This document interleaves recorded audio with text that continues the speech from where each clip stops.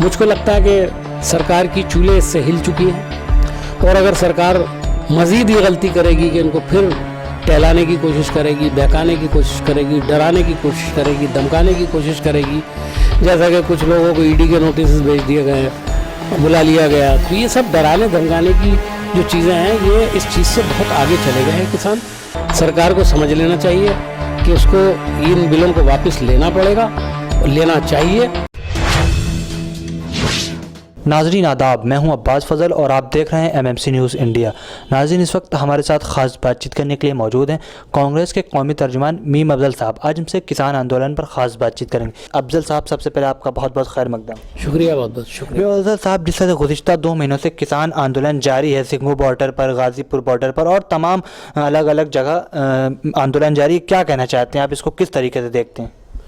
देखिए, आज 2 महीने का पीरियड गुजर चुका है और उससे भी आगे चला गया है। ये इतनी शदीद सर्दी में, ऐसे सख्त मौसम में, जिस तरह से किसानों के भाई, बेटे, बच्चे, औरतें ज़बरदस्त तरीके से एहतजाज कर रहे हैं तमाम चीज़ों को, यहाँ तक कि 70 से ज़्यादा किसान जो हैं वो इस आंदोलन में शहीद हो गए हैं एक तरह से। तो ये आज किसान आंदोलन, जिसको सरकार कह रही थी कि एक लिमिटेड एरिया में कुछ पैसे वाले किसान ऐसा कर रहे हैं, लेकिन ये आंदोलन आज गांव-गांव नहीं, शहरों के घर घर में पहुंच चुका है। बिल्कुल, हर जगह पर आज इसकी चर्चा हो रही है और ऐसा आंदोलन किसानों की तरफ से शायद पहले कभी नहीं हुआ। जो मुल्क गिर पैमाने पर आज किसानों का जो मुद्दा है, लोग महसूस कर रहे हैं कि किसानों को उनका जायज़ हक़ मिलना चाहिए, उनकी डिमांड इंसाफ पर मबनी है। अगर वो कुछ मांग रहे हैं तो कहीं उसके अंदर ये राय नहीं हो सकती कि वो ज़्यादती कर रहे हैं। बिल्कुल, सरकार ने जिस तरह से कानून बनाया वो एक ज़्यादती थी उनके साथ। वो उनके जो राइट्स हैं उनको छीनने की कोशिश थी। उनकी खेती, उनकी ज़मीन, हर चीज़ को महसूस कर रहा है वो कि ख़तरे में है। सरकार ये सुनने को तैयार नहीं है। अब जो कल जो आंदोलन हो रहा है वो अपने आप में एक तारीख़ी आंदोलन है।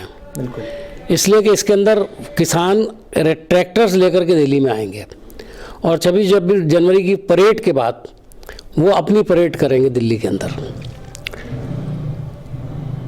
4 जो बॉर्डर्स हैं जहाँ पर किसान बैठे हुए हैं दिल्ली के, उसके बाहर तकरीबन हर जगह पे 3 से 4 किलोमीटर तक की लाइनें लगी हुई हैं ट्रैक्टर्स की। इतनी बड़ी तादाद में कभी ट्रैक्टर्स किसी किसान आंदोलन में नहीं दिखाई दिया।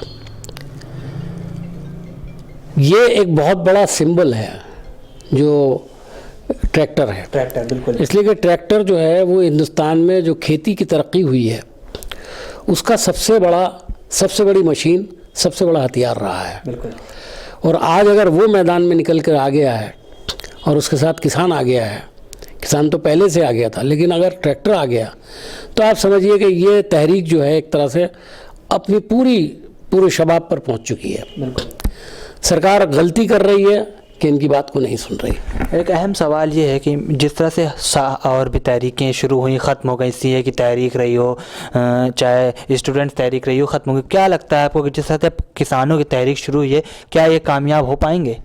देखिए, आपने कहा कि जो तहरीकें चली, सीए का नाम लिया आपने, एनआरसी का नाम लिया, आपने स्टूडेंट्स की जो तहरीक चली उसकी बात की, वो ख़त्म नहीं हुई थी और आज भी ख़त्म नहीं हुई है। बिल्कुल, उनको ख़त्म करने का पूरा ड्रामा किया गया है, उनको दबाया गया है। किसानों को ये दबा नहीं सकते, क्योंकि किसान का ताल्लुक़ लोगों के पेट से जुड़ा हुआ है। बिल्कुल, वो लोग जो खेती नहीं करते वो भी मानते हैं कि किसान अन्नदाता है। उसके पेट में जो रिज़्क़ जाता है, जो उसके पेट में अनाज जाता है, जो उसके पेट में खाना जाता है, वो किसान के बगैर नहीं जा सकता। बिल्कुल, और अगर किसान कोई चीज़ मांग रहा है, हम तो वैसे ही आम जनता जो है महंगाई को बुरी तरह से देख रही है। जिस तरह से महंगाई बढ़ रही है, वही चाहता है कि किसान का जो राइट है उसको मिले। बिल्कुल, ख़ास तौर पे एमएसपी को लेकर के जो बातचीत होती है उस पर तो सरकार बात ही नहीं करने को तैयार है। क्या वजह है इसकी? क्योंकि आप नहीं चाहते कि किसानों को पेट भरकर रोटी खाने का मौका मिले। 60% आबादी एग्रीकल्चर से जुड़ी हुई है, ज़राअत से जुड़ी हुई है। अगर 60% आबादी को आप दबा के रख रहे हैं तो आप ये समझ लीजिए कि अपने एक बहुत बड़े तबके को दबाकर अगर रखा है तो ये आने वाले वक्त में कोई अच्छी दलील नहीं है। कांग्रेस ने भी एक ज़माने के अंदर एमएसपी तो कांग्रेस ने ही लेकर के आई थी। ये अलग बात है कि एमएसपी का फुल इम्प्लीमेंटेशन नहीं हुआ, लेकिन आज किसान बहुत जागरूक हो चुका है, इकोनॉमी में बड़ा डिफरेंट फ़र्क आ गया है। तो इसलिए वो भी चाहते हैं कि उनको उनकी हिस्सेदारी जो है वो मिले, उनको उनके उपज का सही दाम मिले।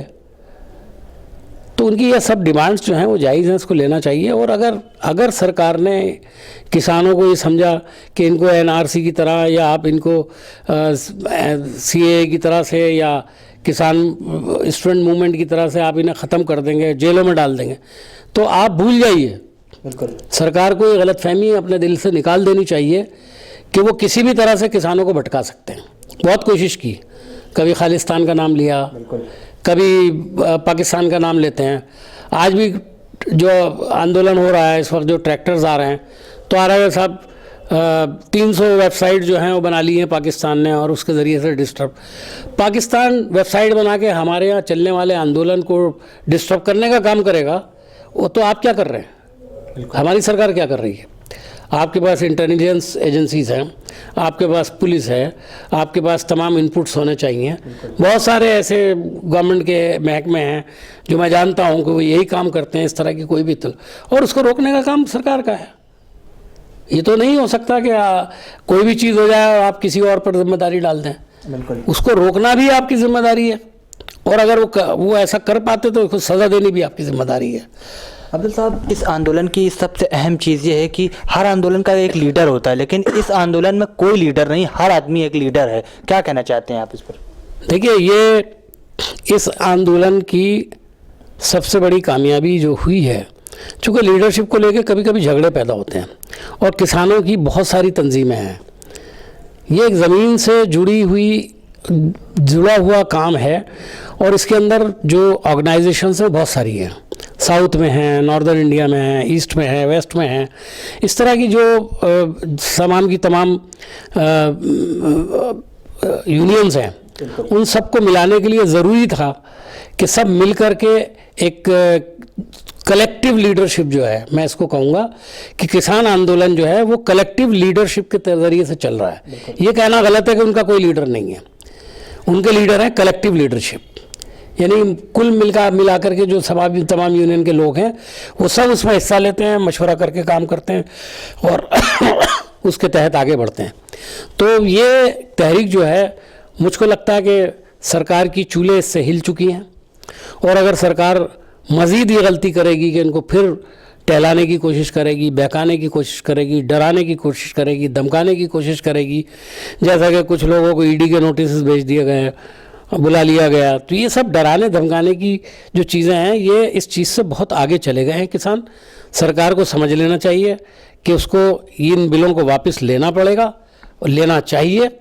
हमारी पार्टी की भी यही डिमांड है और हम ये समझते हैं कि सरकार होश के नाखून लेगी और किसानों की जायज़ जो मुतालबात हैं उनको पूरा करेगी।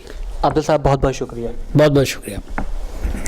नाज़रीन, जैसा कि आप देख रहे थे, इस वक्त हमारे साथ ख़ास बातचीत करने के लिए मौजूद थे कांग्रेस के कौमी तर्जुमान मीम अफजल साहब। आज हमसे किसान आंदोलन पर ख़ास बातचीत कर रहे थे। हम फिर हाजिर कुछ बड़ी खबरों के साथ। देखते रहिए MMC न्यूज़ इंडिया, नई दिल्ली। शुक्रिया, खुदा हाफिज़।